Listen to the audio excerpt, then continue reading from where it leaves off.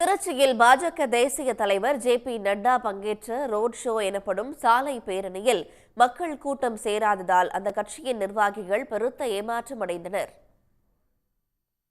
தேர்தல் பிரச்சாரத்திற்காக தமிழ்நாடு வந்த பாஜக தேசிய தலைவர் ஜே.பி. நட்டாவின் சாலை வாகன பேரணி திருச்சி சாலை ரோட்டில் இருந்து இரவு 7:30 மணிக்கு தொடங்கியது.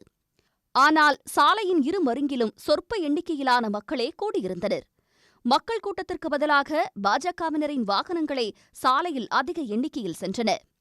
கூட்டம் இருப்பதைப் போன்று காட்டுவதற்காக ஓரிடத்தில் நின்றிருந்த மக்களை மற்றொரு இடத்திற்கு செல்லுமாறு பாஜக நிர்வாகிகள் நிர்பந்தம் செய்தது சலசலப்பை ஏற்படுத்தியது. திருச்சியில் காந்தி மார்க்கெட் முதல் மலைக்கோட்டை வரை ரோட் ஷோ நடத்த பாஜக அனுமதி கேட்டிருந்தது. ஆனால் சமயபுரம் கோயில் பூச்சொரிதல் விழா, குறுகலான கடைவீதி காரணமாக தேர்தல் ஆணையமும் காவல்துறையும் அனுமதி மறுத்துவிட்டது.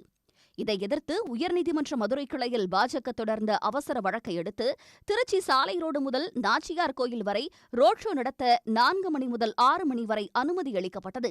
ஆனால் 5 மணி முதல் 8 மணி வரை நேரம் கேட்டு வாங்கிய பாஜக தங்கள் ரோட் ஷோவை 7:30 மணிக்கு தொடங்கிய போதும் மொத்த நிகழ்ச்சியே வெறிச்சோடியது. முன்னதாக அரியலூர், கரூரில் பொதுக்கூட்டங்களில் பங்கேற்றார். இவ்விரு கூட்டங்களில் நட்டா பேசிக் கொண்டிருந்த போதே மக்கள் சாறை சாறையாக வெளியேறினர். இதனால் இரு கூட்டங்களும் காலி நாற்காலிகளாக காட்சியளித்தன. உடனுக்குடன் செய்திகளை தெரிந்து கொள்ள சன் நியூஸ் பெல் ஐகானை கிளிக் பண்ணுங்க.